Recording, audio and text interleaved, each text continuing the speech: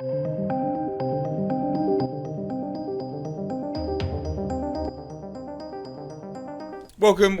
to the channel, ladies and gentlemen. Got a reasonable update with respect to Godzilla vs. Kong for you today. We're talking a few things, so there's a few elements here, because of course, with Godzilla vs. Kong so long away, there's like snippets of information here and there, but if I was to cover them bit by bit, it would just be like a 1-minute video, and it's not really worth it. So what I wanted to do is just compile it into one bigger video whilst the news kind of piles up, and I'm going to do that periodically unless there's a bigger thing that'll drop where I can really kind of dive into it, and it's also worth your time even clicking on the video at that point.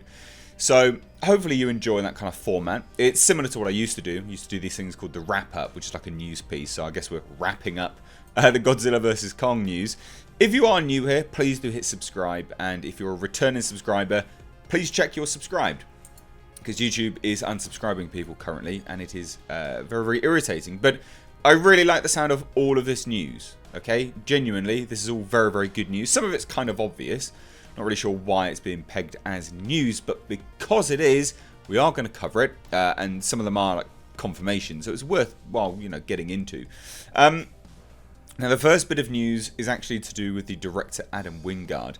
He was in an interview with SFX magazine, and he made some comments about the end of the film, which is interesting because it goes to tell us basically what thematic and kind of tone, the tone of the film they're looking to achieve here. So let's get into it, right? In terms of what was said. So, a preview for Warner Brothers and Legendary Pictures' Godzilla vs. Kong 2020 was featured in the latest issue of SFX magazine. Now, although the feature is rather small, barely spanning a full page spread, it's like a paragraph. It's nothing at all. It's basically a sentence, right? But a few things here. So, Adam Wingard does say, right, which is epic, lots of monsters are going to be going crazy at one another. That's kind of what we expected, right? That's nothing too crazy. But this is the more interesting part. So Godzilla vs. Kong is that a monster. When you sign a director like Adam Wingard to helm your monster mash, you should expect something different. After all, this is the guy who spectacularly upended slasher cliches with You're Next and brewed something bracingly different with Blair Witch. True to form, Adam Wingard confirms Godzilla vs. Kong will involve, and this is the quotation marks, this is his quotes, lots of monsters going crazy at each other, right? So that's probably going to be in the title here, that there's going to be lots of monsters. Now that to me indicates that we're having a lot more than what 3 or 4 monsters are currently confirmed. Now, we know that Godzilla and Kong are going to be in the film, not a surprise. There is a sort of monster, you know, leaked for the film, which I don't want to spoil if you guys don't want spoilers, but that's the third one. And then Kamazots or Kamazots, which is like a bat-like monster, that's been confirmed as well for the film. But this confirms even more, as far as I'm led to believe here, the fact that he specifically states lots of monsters going crazy at each other. Now, I guess that also goes to kind of the end of Godzilla King of the Monsters, when we saw the newspaper clippings and the articles saying that mysterious titans are all drawn now to Kong Skull Island. There's something going on there. There's something drawing the monsters there. It's almost like we're going down a route of Godzilla destroy all monsters. Sort of. I know, don't hate me for the comparison, but I genuinely think so. I really like that. Now, it does also continue, he goes further. He says, but he wants more than that. Right, so good, it's not just out and out monster brawl. He says, at the end of the day, I want there to be an emotional drive to it. He says, yep, this 4th entry in the Monsterverse wants your tears. Yes, so good. Yes, yes, yes. Now, we'd known that in Godzilla King of the Monsters there was an emotional aspect in there with Dr. Sarazawa's death. We've had Skull Island, that had a lot of emotional impact as well. Every single movie there is an emotional element to the film, right? But this one, a lot of people have misconstrued this and said, you know, he's saying at the end of the film, at the end of the day, That's not what he's saying. He's just saying, yeah, at the end of the day, we want you to have an emotional drive to it as well. He's not saying at the end of the movie. He's literally just saying, at the end of the day, this is the product we want the film to have. I really like the sound of this. I think this is fantastic. I think this is really, really, really, really, really good. It's not a surprise though. None of this is hugely surprising. But then we get on to the other bits and pieces. Okay, so we've got now confirmed Godzilla vs. Kong is coming to CinemaCon. Will a trailer be shown? Now, the interesting part of this is CinemaCon's in March, right?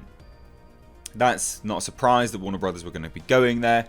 But what is surprising is they've got a massive panel. It's 1 hour, 45 minutes at March's CinemaCon. That's huge. That is a really, really, really big panel for essentially not an awful lot. Like, what is Warner Brothers coming out with for movies, like big properties? Not an awful lot. There is, obviously, there's some stuff, like, I know. But an hour, 45 minutes, god damn. That's huge. So, it's interesting, because, of course, part of their kind of tentpole property is legendary crossover with Godzilla vs. Kong. Now, this article goes on to say that although the unveiling of the film's first trailer is pure speculation at this point, it's not far-fetched to assume, given the nature of this panel, we are confident something for Godzilla vs. Kong will be shown to attendees. Now, March 31st puts us in basically April, okay? Basically April, okay? April, May, June, July, August, September, October, November.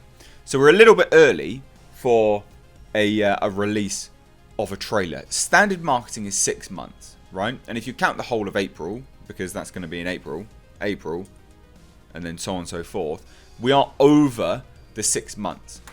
But Godzilla King of the Monsters had their marketing ramp up quite outside of that period as well. They started really, really, really, really, really early in the day. So it's not too much of a stretch to think that Warner Brothers will show something at CinemaCon and have their marketing start 8 months beforehand, give or take, obviously. I'm excited. Like, I don't think this is bad. I mean, again, when I say 8 months, it's kind of 7-ish months, so it's just over. But I think that they will probably show a trailer. I don't see why not. Like I said, King of the Monsters started their marketing way out. This is putting at about 7 months ish for marketing. 6 months is standard marketing ramp up. Yeah, I think we'll probably see it at the CinemaCon. That's not to say that it will be released online, though, mind you. In fact, that's probably doubtful, because they don't like to release things online. And Warner Brothers are hiding this film, although I have it on good authority that they are pleased with it. But hey, you know, we'll see, I guess. I do think that they will show something. Now, this article does want to say that being said, it's unlikely Warner Brothers will release whatever they show at CinemaCon to the public. That's true. But it will get leaked. It's going to happen. Now, the next piece of news is not really news. A Skullcrawler is going to appear in Godzilla vs. Kong. Woo! Like, we knew this. Come on, it's not really a surprise. But, hey, it's being painted as news. It is essentially confirmed as per these people's sources. Now, GodzillaMovies.com is not the be-all and end-all. They're not that good. They're a bit half and half. And they're saying, look, in addition to a number of other new titans, sources close to production have confirmed to us here at Godzilla Movies, in conjunction with early merchandise marketing leaks, that the Skullcrawler will debut in Kong Skull Island. Now, what they're talking about is a Japanese toy convention, which was basically shown to something like convention attendees. And this is the merchandisers, right? And there were Skullcrawlers there. So it goes hand in hand with that. So there will be some. I don't see why there won't be any. It's going to be set on Skull Island for the most part, because they're being drawn there. So again, it's not a surprise. But it's good to get it confirmed, I guess. Good to know. Now, obviously, our source claims Godzilla vs. Kong will feature one large Skullcrawler. So we're unsure if there will be more than one, like in Skull Island. We suspect this will be during a scene on Skull Island, but it's possible the Skullcrawler could have a run-in with Godzilla as well. Now, that's an interesting point of speculation, isn't it? Where's the Skullcrawler? Is it on Skull Island, or has it burrowed through the Hollow Earth and emerged elsewhere? You know, a bit like a Gears of War Emergence Day. Because why not? Like, why are Skullcrawlers just centralised on Skull Island? Why would they be?